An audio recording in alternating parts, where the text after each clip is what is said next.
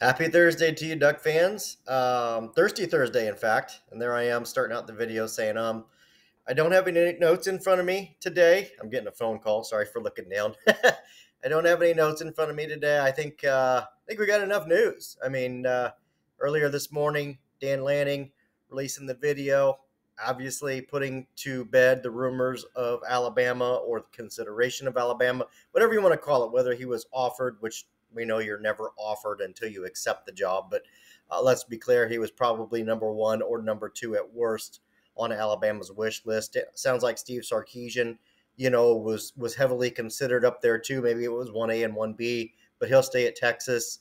I think for starters, it speaks volumes to both of those programs. Texas is very well funded, very well organized. It's a great institution. I could see why Steve Sarkisian would stay there. Oregon, same thing. Very organized on the NIL front, a lot of attraction, innovation. They're building more facilities coming up, a new practice facility. I think Dan Lanning said it best, and sincerely, everything I want exists right here in Oregon. His family's happy from what he tells us, and it certainly feels that way. He's got, all the backing in the world. Seems like his relationship with the administration, Phil Knight, Rob Mullins, is as good as it could be. I think that I've said this already, and I don't think it's caught on yet. I think these coaches genuinely are starting to figure out that it's not worth it to chase money and chase jobs anymore. Okay, your ability to be successful in college football is to do what Nick Saban did. Nick Saban went to Alabama, obviously had a couple stops along the way, landed at Alabama, stayed at Alabama, built a monster, an absolute monster, one of the best to ever do it, right?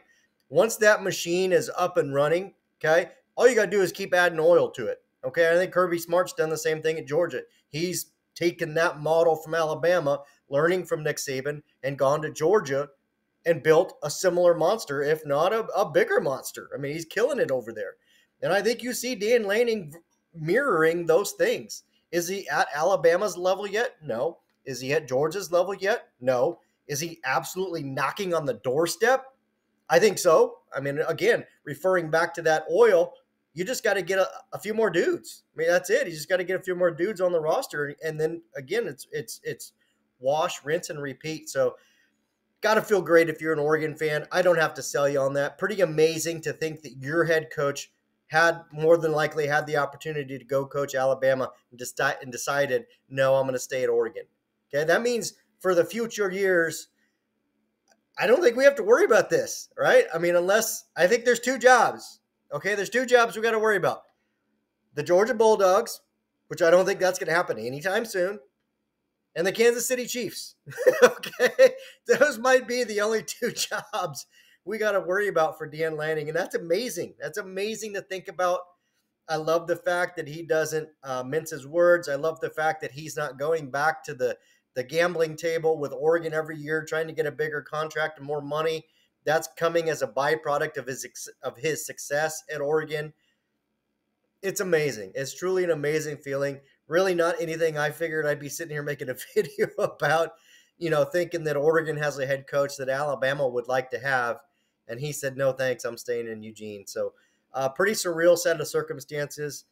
Obviously, the attention now is on, we believe it to be on Mike Norvell. I think we believe it to be on Kalen DeBoer.